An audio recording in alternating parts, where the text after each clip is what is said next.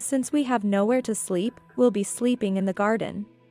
After all, Nancy, you're utterly useless in this house, aren't you? I can't understand why she would say such a thing. I am trying my best in this house as a wife. Just because there's no place to sleep, in the garden. Can't you see? I have 5 children. Including me, that's space for 6 people needed, you know? So, that means we'll be using your room, dear Nancy. Though I haven't seen Megan much since the wedding. She has taken a harsh attitude towards me at every opportunity. However, I have no intention of giving in. She has finally crossed the line. Why should I lend them my room and sleep in the garden? That's unacceptable. I must give a fitting response to this disrespectful sister-in-law. I am Nancy. This story takes place about a year ago, when I met my husband, Tom, at a company year-end party. Though he was 3 years my senior and from a different department. We both were selected for a major project proposal within the company. Busy as it was, after completing the project, a year-end party was held. And it was then Tom confessed to me. Having little experience in love, a confession was a rare event for me. Your work is wonderful, and you yourself are very attractive. That's why I want to date you. Tom said, showing his interest in me, to which I nodded, and our relationship began. Being not too far apart in age, we enjoyed our relationship. Moreover, it seems he has a younger sister close to my age. So he understands how to interact with women well. We also had common hobbies, so our dates were always enjoyable. That's why, when Tom said, "Let's get married," I was overjoyed. It was something I never imagined. It felt like a spotlight was shining on my life. I believed even someone like me could be happy. And with this decision to marry, I was about to face an incredible situation. Actually, it seems my mother has been injured. And my father has asked us to live with them. What? You never mentioned that. During our relationship, there was never any talk of living together after marriage. I wish you had told me such important things before we decided to marry. Upon saying that, Tom desperately apologized. I'm really sorry. It was all so sudden. Actually, my mother got injured, and it's worrying with just my father alone. He looks at me, gauging my reaction. The injury happened recently, and she seems to need care. I don't think my father can manage alone. I want to live with them and help out. How is your mother doing? Is she okay? Anyway, I want you to live with my parents. I'm worried about them. I'm the eldest son, and my sister has already married and left home. In any case, I'm the only one who can worry about my parents. If something happened to my parents. I'm the eldest son after all. Tom emphasizes being the eldest son. What's with this eldest son's appeal? If you're that worried about your parents. I decided to accept living together. I thought about whether the roles were reversed. I might also seek Tom's help, and that's why I agreed. However, I would come to deeply regret this decision later on. After the wedding, we returned from our honeymoon, packed our bags, and moved into my husband's family home. But the scene I encountered was completely different from what I had been told. Upon arriving at his family home, Tom's mother, Sophia, was dancing a peculiar dance in front of the TV. For a moment, I panicked, thinking she might be involved in some dangerous cult. But then I realized from the TV screen that it was aerobics. Sophia, are you okay? Such vigorous movements. When I asked, Sophia said, I was just moving my body for some exercise, you know? That's a relief. I thought it was some strange ritual. No, different thing. I had thought from Tom that his mother was injured and needed care. Which is why he wanted us to live together. However, Sophia was energetically dancing some strange dance. I had been deceived. I heard from Tom that you were seriously injured and we needed to live together. Are you okay? When I asked. Injury? Ah. It was nothing serious. Just a little burn from hot water. What? A burn. I was so angry I almost asked, did you burn your brain? But I held back. Well, it's minor, so it's not like I can't do housework. She answered with a beaming smile. When I looked at Tom, he turned his face away. Why on earth did he say we needed to live together? I began to distrust Tom. Just because of a minor burn, he wanted his wife to live with his parents? No way, that's impossible. I reconsidered and asked Sophia about the situation again. Tom told me that you needed care and wanted us to live together. My. Did he make it sound that serious? She laughed heartily. Never have I found someone else's smile so infuriating. Could it be that Tom lied? Because we were so busy with moving and entering a busy period at work. I decided not to confront Tom right away. It took about half a year after moving into Tom's parents' house to finally get past the busy period at work. While my busy period ended about 2 months after the wedding, Tom's continued due to a significant mistake found in his department. Living at his parents' meant living a life without Tom. Honestly, they were strangers to me. Suddenly having to make conversation with them without my husband was too difficult. But Sophia was surprisingly energetic for her age, and was very curious about our relationship from the beginning to our marriage. As I've already told you the other day. Really, I find it strange that Tom chose you. She would say, laughing as she insisted on hearing the story again. I always thought it was you who pursued Tom and led to the marriage. Even now, I think so. She added, saying one too many things.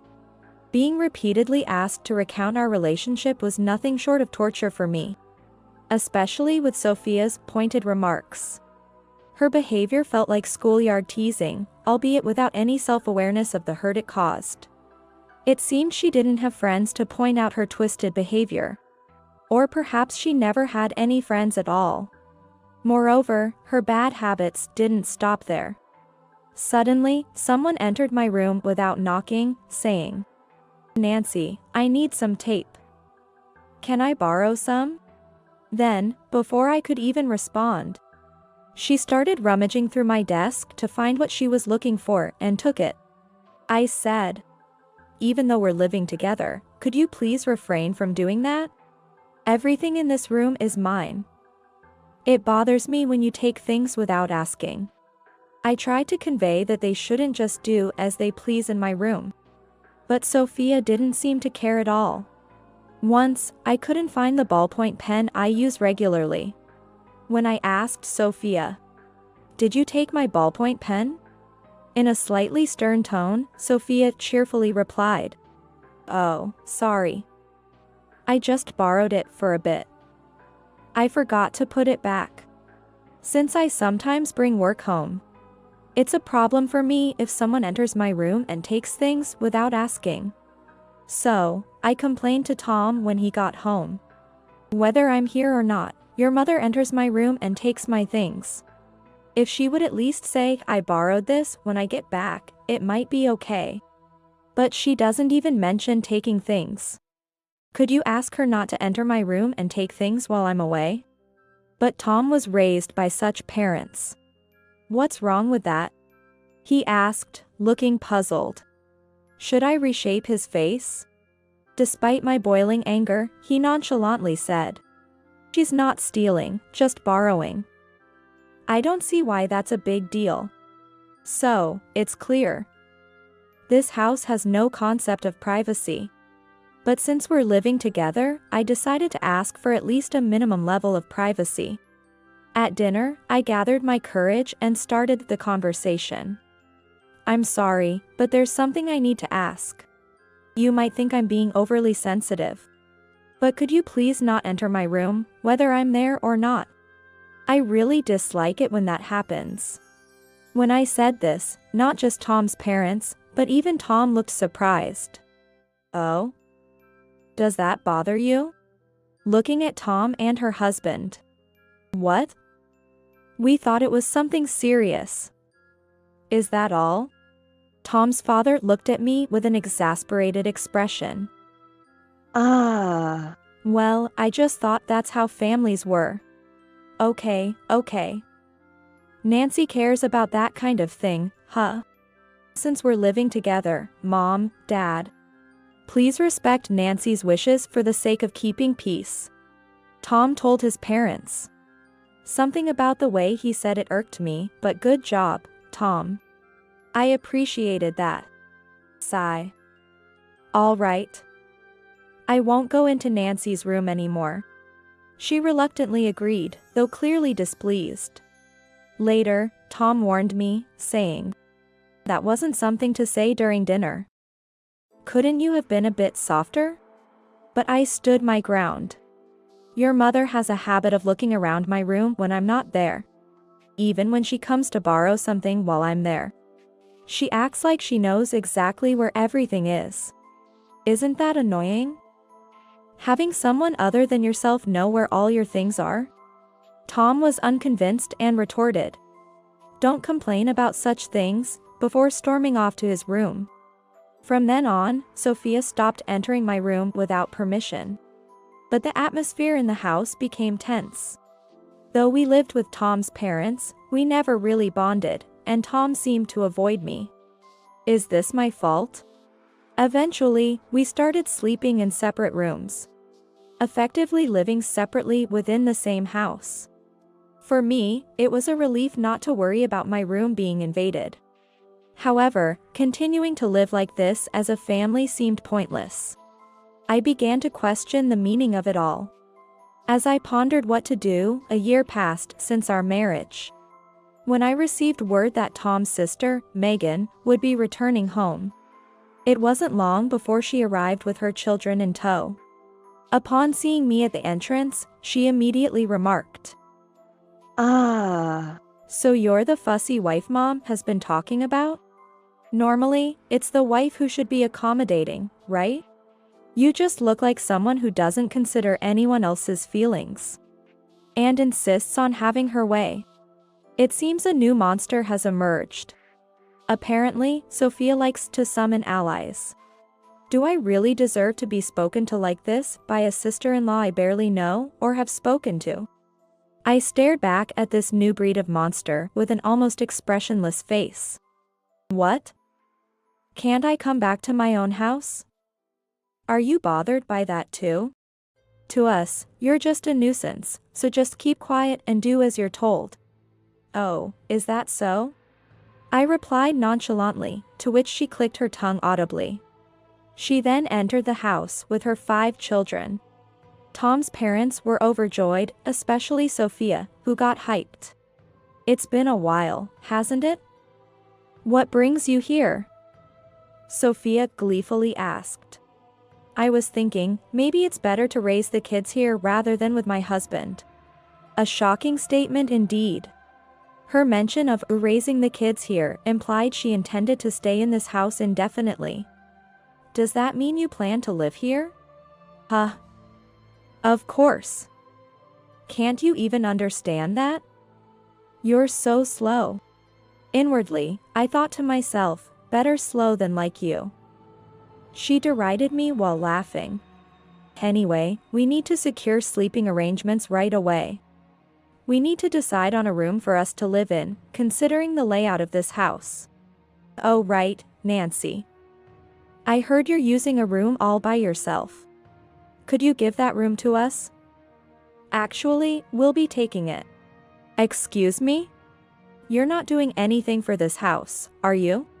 Then, you can just sleep in the garden or something. The room is not spacious, but me and the kids can manage to sleep somehow. Yes, I'm furious.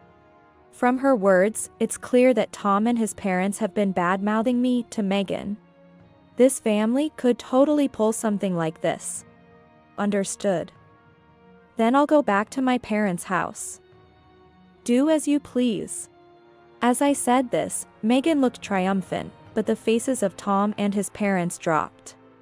It seems Megan, not living in this house, might not understand the real power dynamics here. I went to my room, started packing my things, and called a moving company to handle everything today. Tom then pleaded. Wait. Wait. Wait. Nancy, please rethink this. Even Sophia said. What will we do without Nancy in this house? Don't abandon us. Their nearly crying faces seemed so fake, like something out of a reenactment drama. What are you saying? She's just a dumb wife, right? My opinion as the real daughter should take priority. It doesn't matter if one less person earning money is gone, right? Besides, she's just a part-timer or something. With this, Tom and his father turned pale. I could see them mouthing stop. Stop. It was clear what kind of attitude they usually had from this scene. Both seemed to have been boasting and lying out of pretense. I kind of knew it all along.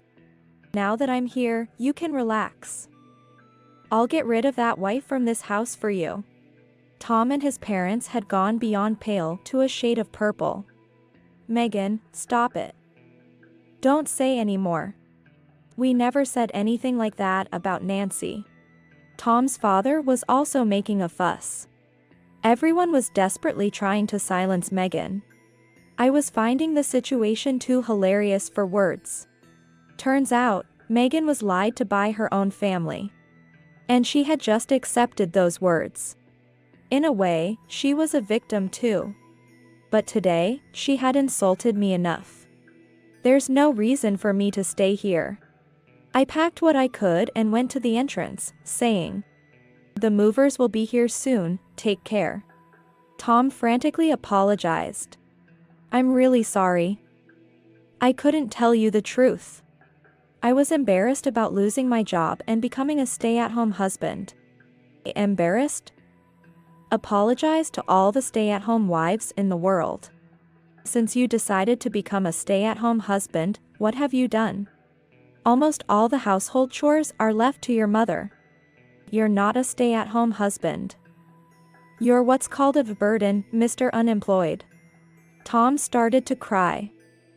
Indeed, after quitting his job, Tom had hardly managed to do any household work properly. He'd mess up whenever he tried to cook, and he was even bad at cleaning. In the end, everything was left to his mother. According to Tom, my mom's cooking tastes better, and she's better at household chores. To be blunt, he's worthless.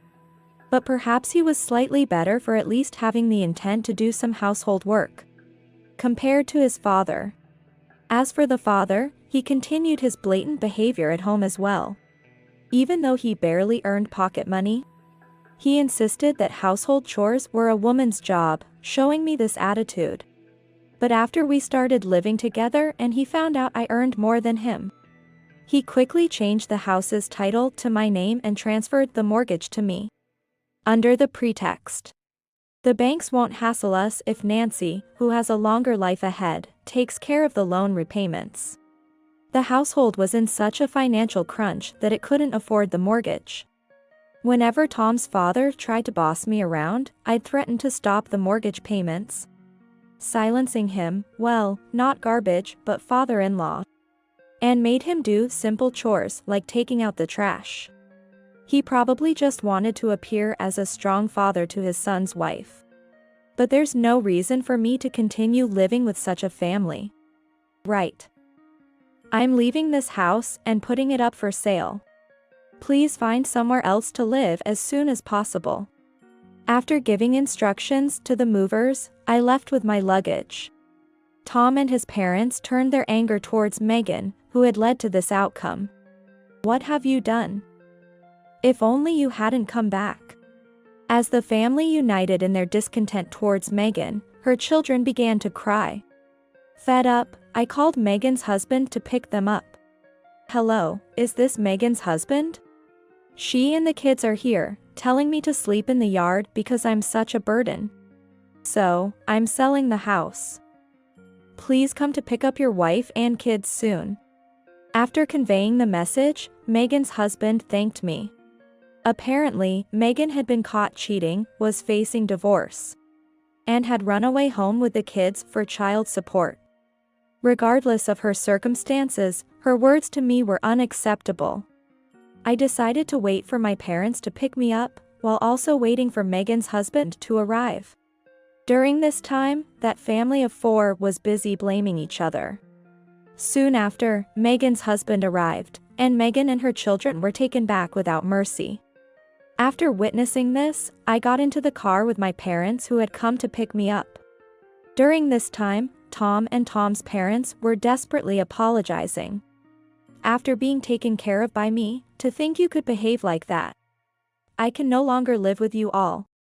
Tom's parents started to cry. I'll send the divorce papers later, so hurry up and sign them. Tom was writhing as if he had been tripped by a soccer player.